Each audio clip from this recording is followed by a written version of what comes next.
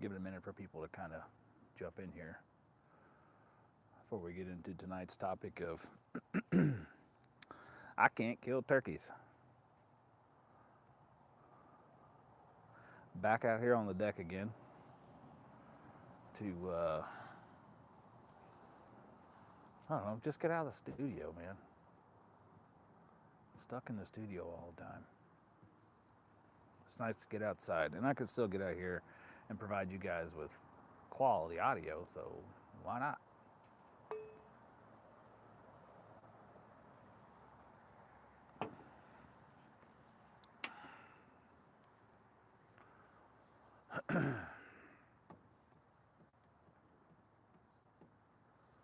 Got my tiki torches going. Daggum skeeters are getting out here and tearing me up. Sadly, we're getting back to that time of year again.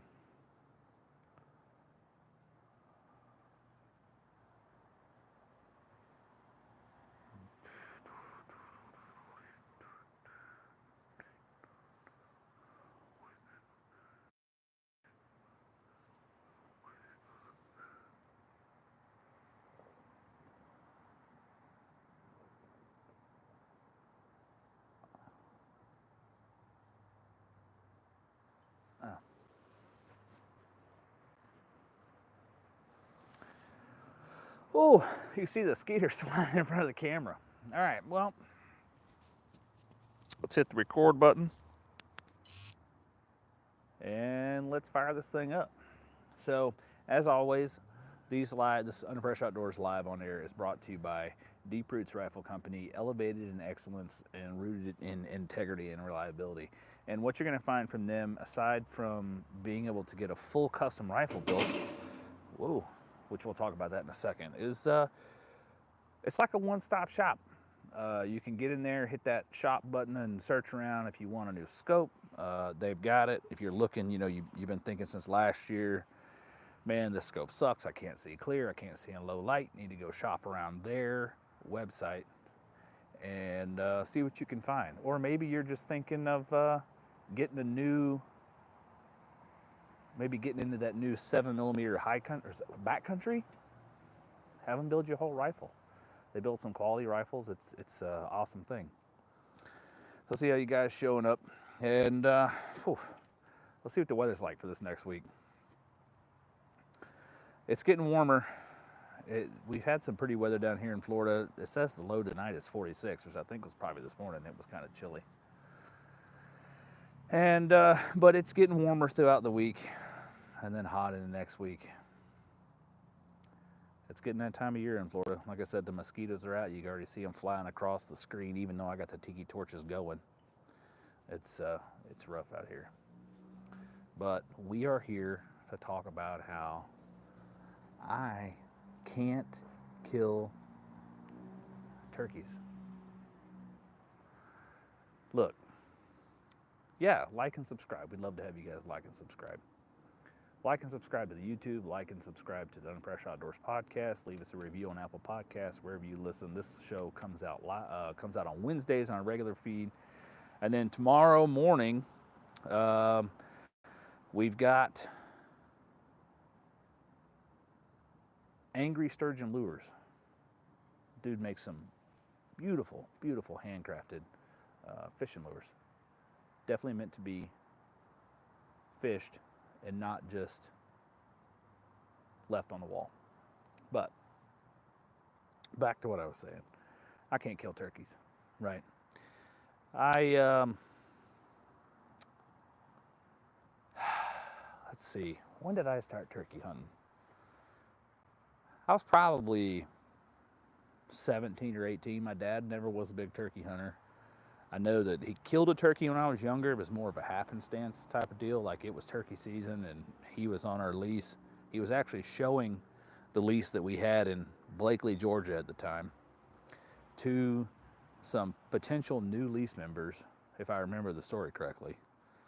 And they kind of rounded the corner, saw a gobbler, and he had his shotgun. So he just kind of sat down and killed a turkey. And I think that was his first turkey. And man, he might have been about my age, maybe a little older. I'm 34. But I didn't start turkey hunting because my dad didn't turkey hunt until I was probably 18, 17 or 18. I dabbled in it with my buddy Russell and Ethan, some of those guys I ran around with in the woods. And dude, didn't kill anything then, and it's just been all downhill ever since then.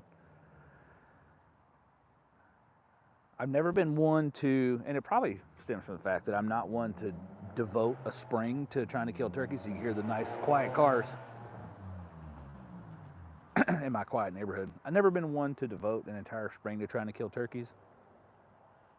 And maybe that's for the best. I'm afraid that if I was successful at killing turkeys, I would then get wrapped up in turkey hunting, just like I am deer hunting and all the other critters I like to chase.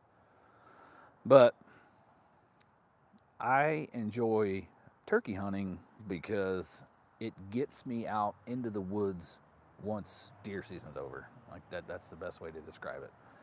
So I get out into the woods and wander around for a while, sit down, call some turkeys, which I'm not very good at. I thought about getting out the diaphragm calls. Used to be better with them than I am now, but I gotta brush up on them. So let's start with the most recent story about how the fate of the turkey is not just doesn't work in my favor. So through the radio show, I got exposed to or been put in contact with a gentleman who has some property. He's got some turkeys. And he invited me out to turkey hunt next weekend. When I heard that, I was like, fantastic. I'll be there Friday afternoon after work, try and roost a bird. Saturday morning, I was going to take my son. I'm not really worried about me. If he kills one first, fantastic. He'll never let me live it down, but I'll never forget it. So, you take him out, try and get him one, and then try and get on one for myself later in the day. Well, I agreed a Saturday next weekend, come home, look at the calendar. It's not going to happen. Baseball game, birthday party. Fantastic. Because that's the day I had to go turkey hunting.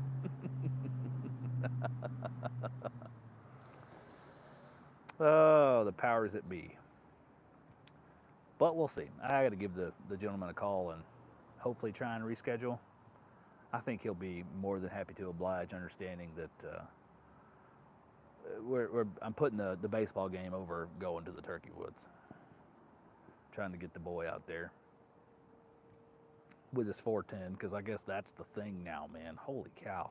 I remember when I started turkey hunting, like, you weren't turkey hunting unless you were shooting 12 gauge, 3.5 inch, as many BBs as you can get. And now the tungsten has become really popular, and these guys are laying out turkeys at 30 yards with a 410. It's insane. And you got custom shot shells, like we talked to Saddies. It's been a while. I might want to try and get Aaron back on, Aaron Satterfield. Check out their shotgun shells, man. Saddies, fatties, turkey loads are their creme de la creme, but he can make you, custom shot shells for just about anything you're chasing. For any gauge. But my first real turkey failure, flat on my face, when I should have had a bird. This had to be circa 2013. So, what's that? 12 years ago, right? Yeah, like 12 years ago.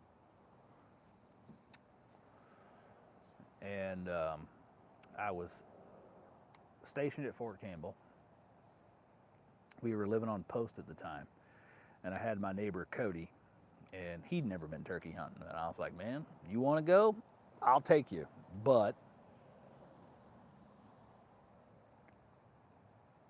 I'm shooting because I've never killed a turkey.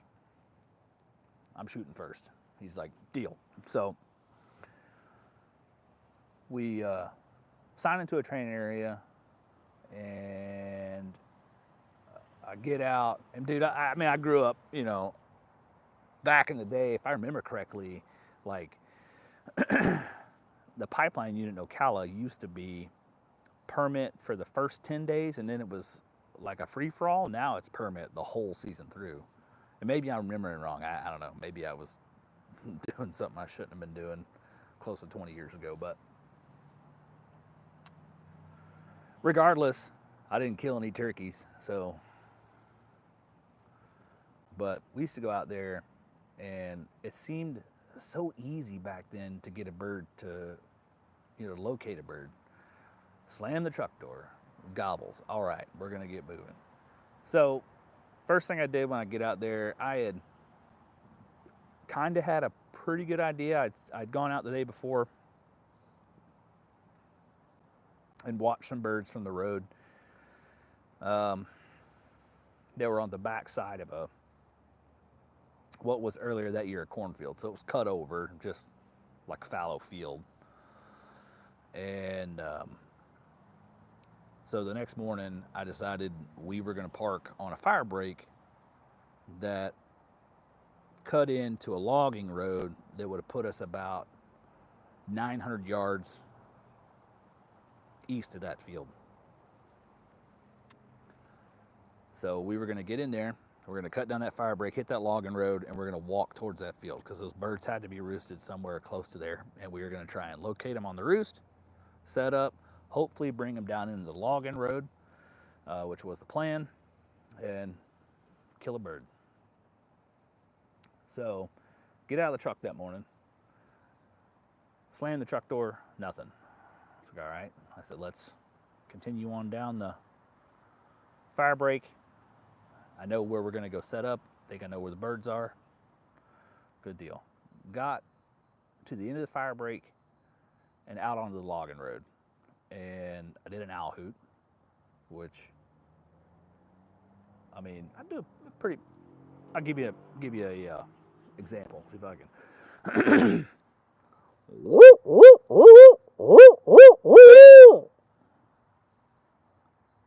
I watched my dad, grew up watching my dad do that my entire life with his mouth. So I gave him a good barred owl hoot.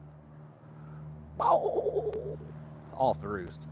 I was like, dude, he's right where we need him to be. He sounded like he was 100 yards back off that cornfield, right where I thought they were going to be. We were going to get set up on the back side of that, about 200 yards away. Go time. So we start hot stepping it down the logging road, and we hit that window. Really should have been in there earlier than we were, but we hit the 30 minutes of sunlight window, and out of the roost, lands right smack in the middle of the road in front of me at 35 yards. And he just stands there.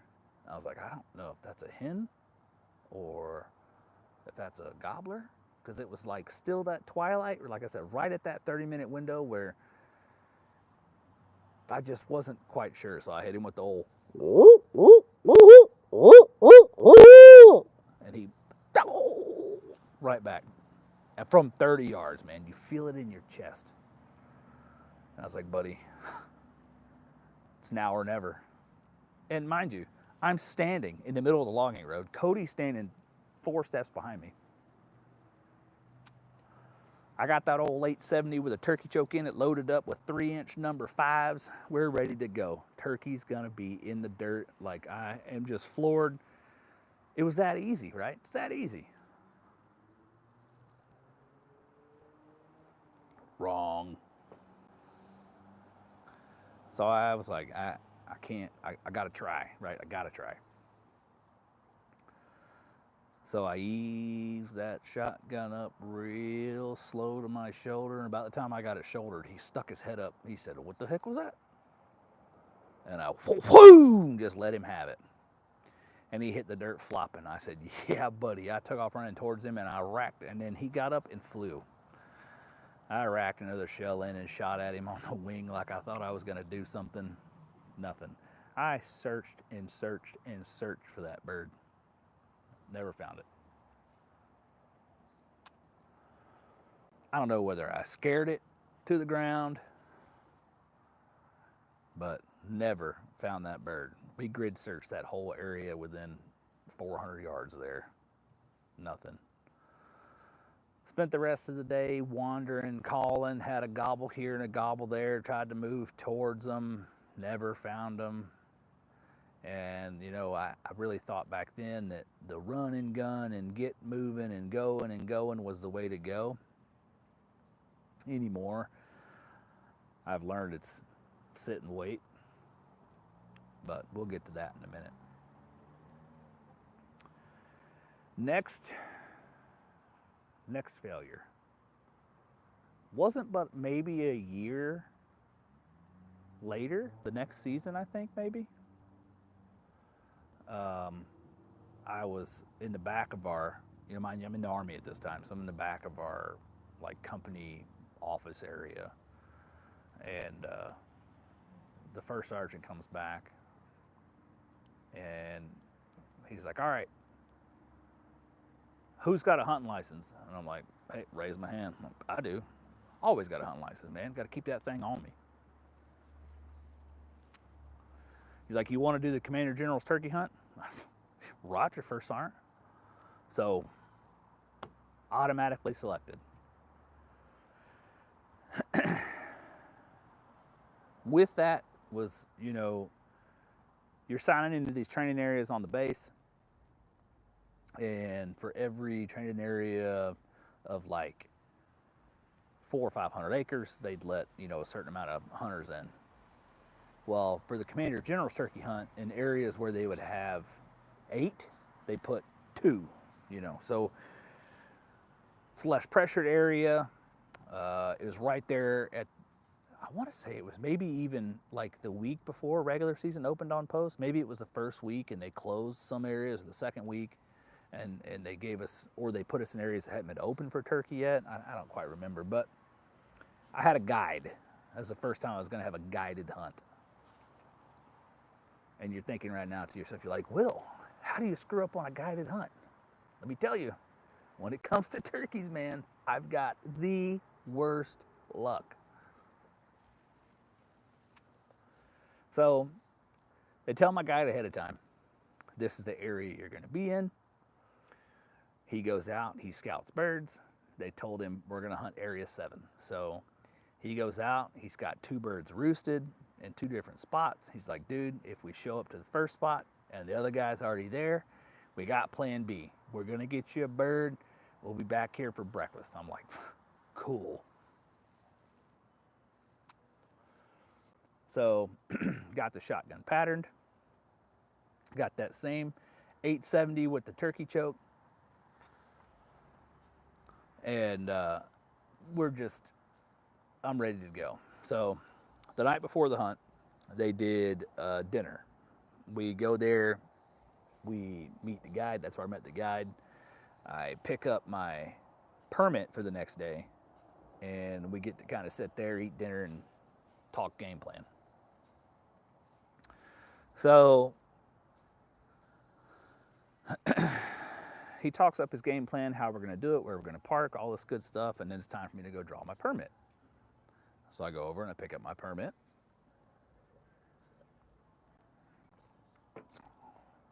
My area assignment is not for 7. It's for 9 alpha. So I go to my guide. I'm like, "Man, did you say they told you I had 7? He's like, "Yeah." I said, "Dude, we've got 9 alpha." He says, he said, you ever hunted 9 alpha? I said, "Not for turkeys. I've hunted deer out there." And I've seen birds in a field. It's like, well, we'll start there then. And so we go out to this field, park in the field, and I learned a lot that day. But park in the field, he does a little locator. We figure out we got a gobbler close enough to us, so we start moving in the dark. We got this bird coming. He's got him coming in on a string, and all of a sudden he just shuts up. So we, after sitting there for probably close to 2 hours, we get up and start walking in the direction the bird was going. And we get over there, about halfway to where we thought the bird was, we run into the other guide. I saved a man's life that day, because that guide I had was ready to use his shotgun, or use my shotgun on that other turkey guide. There were 2 guides in that area, and neither one of us on the guided hunt in that area got a bird that day. But that guide put in a lot of work. I learned a lot that hunt, a lot about how to move through the turkey woods, different calls, different sounds. He put in extra work. Like, he was really only had to take me until like 11 o'clock that day, and then he was free to go, but I was free to go back and hunt. But he stayed and was willing to take me back out that afternoon, and we tried to find some birds later in the afternoon. Couldn't find anything, but that's just, the odds are stacked against me every time. So fast forward again. Now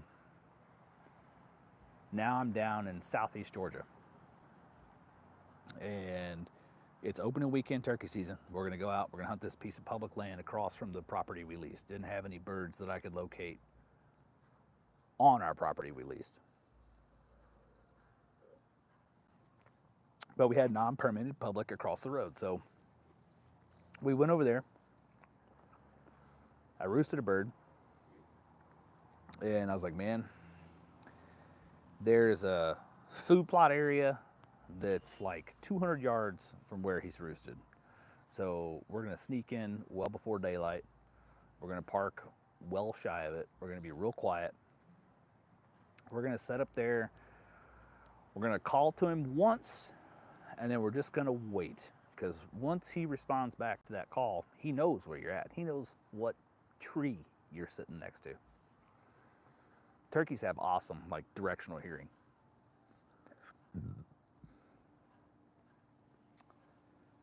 So me and AJ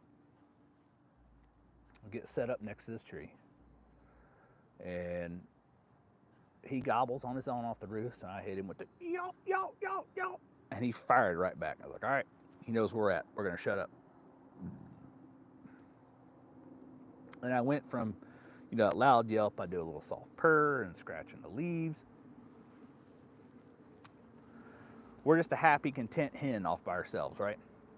Got the decoy set up 15 yards in front of us. We're backed up into a nice low-hanging oak tree, so we got plenty of cover. And he's just bow, bow, coming back on his own. He's ready to go, and he's steady, getting closer, coming right to us. And I thought, man, maybe this is going to be the day. So then I hear, here comes an old beater right at sunrise, whop, whop, whop, whop, whop, whop, whop, whop, whop, whop, whop, whop, down the dirt road out there. And sounds like he didn't even take it out of gear, just pow, shut it off. And I hear him yow, yow, yow, yow, yow, yow, yow from the door of the truck. And that gobbler that was coming to us fired right back. Bow! And then you hear that classic old truck shuts the door. Next time that turkey gobbled, he was 200 yards in the opposite direction, done cross the swamp, he gone. So we got up from there, kind of wandered around that public land a little bit, hoping to find another bird later in the day. here I am walking down the road, and I hear this truck coming up behind me. That old beater, here he comes again. And he pulls up, he shuts it off. Y'all heard any birds today? I said, man, you know, we had one coming in good this morning. And then somebody come in here on us late, slammed their door. He took off, never came in. He said, man, that sucks, doesn't it? I said, yeah, it does. I know it was the same guy. The truck sounded exactly the same coming from the distance. He just steady rode that public land all morning in his truck, calling from the truck.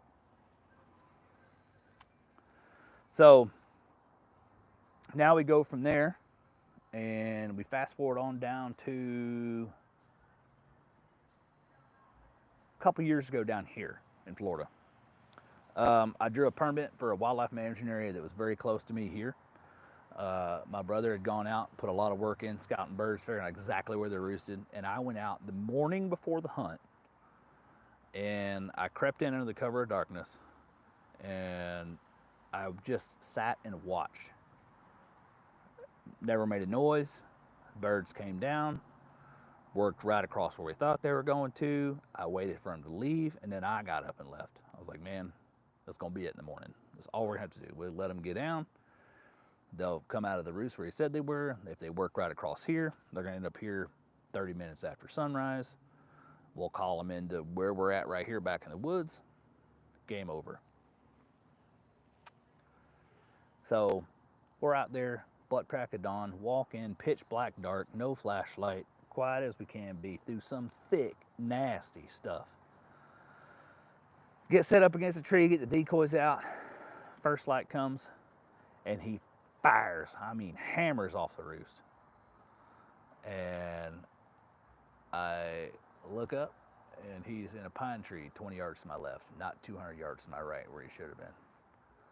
So he picked a different tree. And when he flew out of that roost, he was just hitting it back and forth with another gobbler. It was about 100 yards off on a different tree. Back and forth and back and forth and back and forth and back and forth. They hit the dirt, and they were gone. And kind of hung out there a little bit that morning. In reality, I should have stayed there a lot longer. Didn't know that at the time. Learned that lesson later.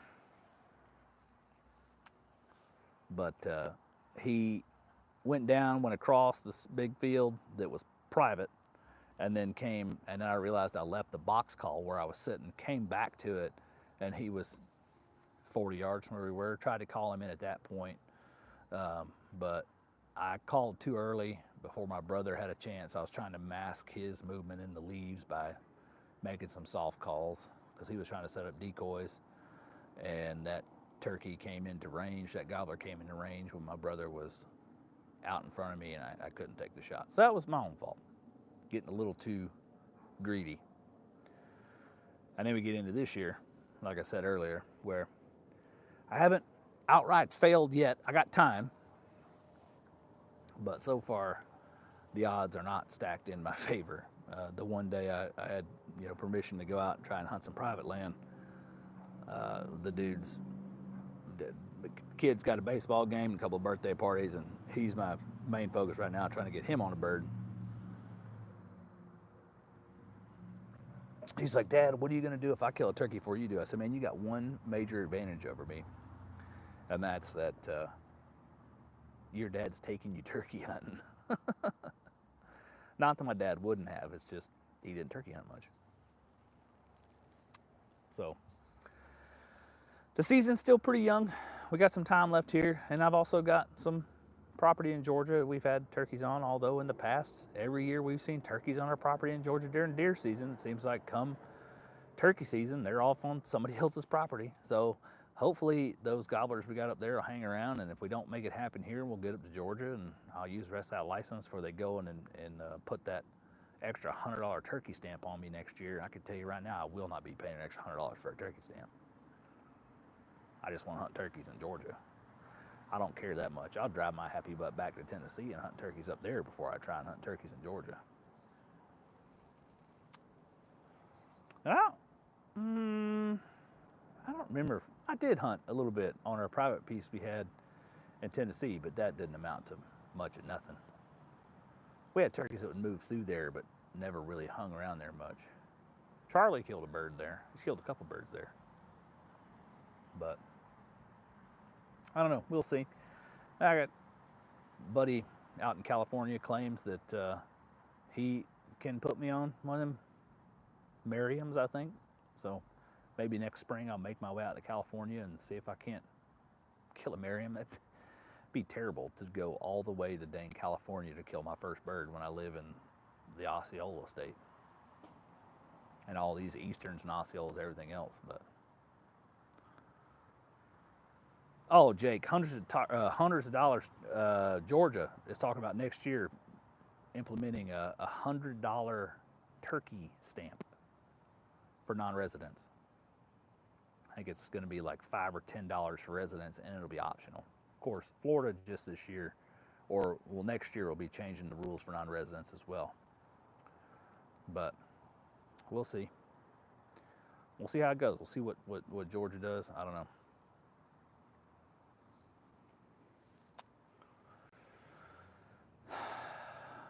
Not much to it, man. If you want turkey advice, I am not your man. I've had turkey call makers reach out. I've had them send us calls from TikTok, and I had another guy reach out this year. He's like, I want to send you some calls. I want you to use them, put them in a video. I was like, dude, I really appreciate it, but I am not your guy. You do not want to send me turkey calls. But we'll see. We'll see what I can make happen. Hopefully I can, like I said, hopefully we can get on some on that private land this year and at least make it happen for my son. Hopefully we can double up and kill both of our first turkeys in the same day. Now that would be a hell of a story. One hell of a story. So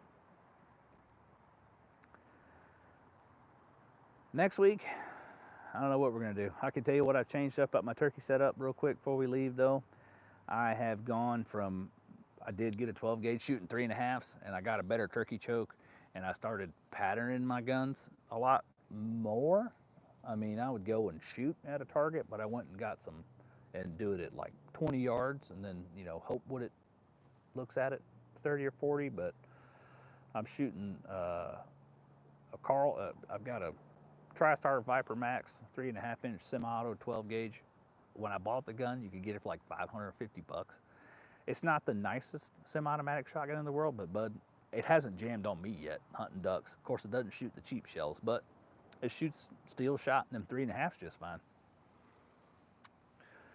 But I think I'm shooting the Longbeard XRs, which is not tungsten. It's copper-plated lead, I think.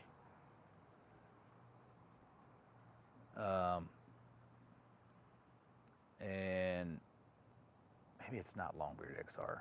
Those Federal Meat Eater shells, whatever, I can't remember what they're called.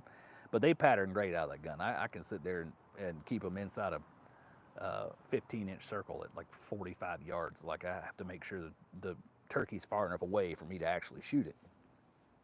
I shoot one at 10, I'm gonna blow its head clean off. So we'll see. Have to get out, hopefully try and maybe see how that 410 patterns. Get that 12 gauge out. Hope for the best. Turkey chair will change your life, though. Instead of just sitting on the ground or trying to sit with a turkey vest. I hunted with a turkey vest a couple years ago. I don't like that. I'll stick to a turkey chair and a backpack. That turkey chair is just way more comfortable. But till next week, if you guys got questions, send them in underpressureoutdoors@gmail.com. We can do a whole Q&A session here. And as always, like and subscribe. Leave us a review on the podcast, on Apple Podcasts, wherever you listen to the podcast. We would love it. Write a 5-star review. It helps get that out to, that gets Apple Podcasts to push the podcast to more people. And then tell your friends and family. Oh, and I was looking at this YouTube, and it says, become a patron on Patreon. And then it's showing my Patreon price at like $21. Holy cow, it's not.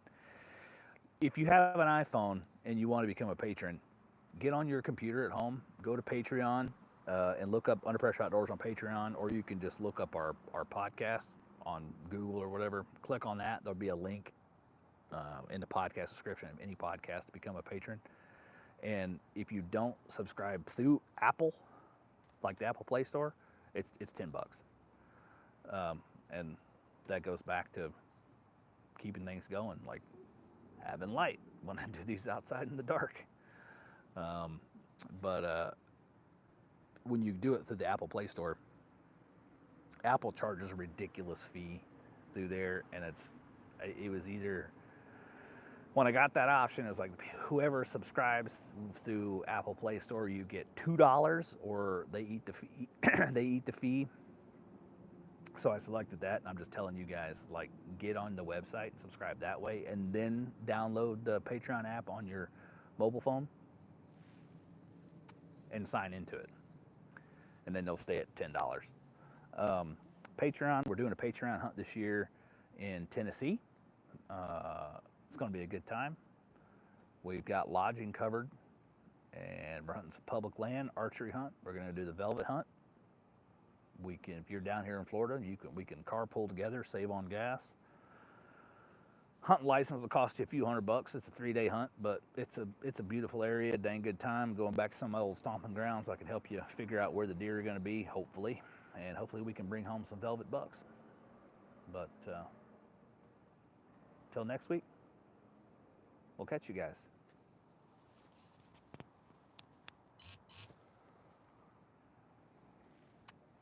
I'll hang right here for a few more minutes, answer some questions, whatever you want to do. Jake, you're going to California this year. Or are you still planning to go to California this year?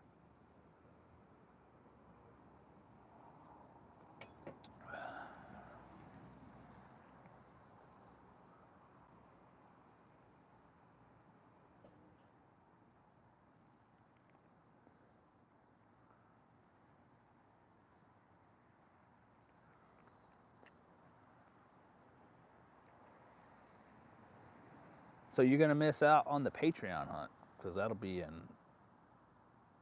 August for the velvet hunt. Be sad to miss you. I know that I think Matt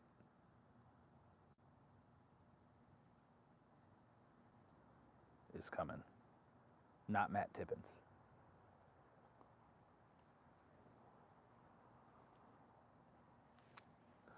Hell, I hope you just get a mule deer. Tyke seems confident he can put you on a mule deer. Dude, we'd love to have you for both. It's going to be a blast. Like I said, we've got lodging covered, and we'll split gas and, you know, make our own food, so we keep it as cheap as we can. Oglesby, yeah, Matt Oglesby. Couldn't remember his last name for the sake of me. Right now, it's looking like if you're going, it'll be me, you,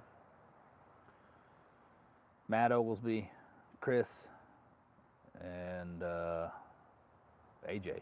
Be 5 of us. It'll be a good time. Start shooting your bow.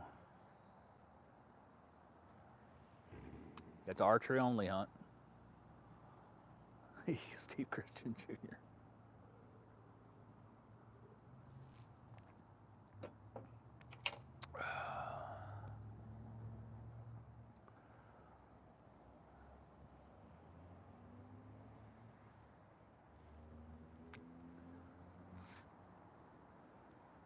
Well, I'm going to slide on out of here. You guys make sure and tune in tomorrow morning, wherever you can find podcasts. You can find the Under Pressure Outdoors podcast. Like I said, tomorrow is going to be Angry Sturgeon Lure Company, and they make it's like handmade lures. The guy puts his heart and soul into it, and they're truly works of art. He cuts the wood right there on his family farm that he lives on, and makes these beautiful crankbaits.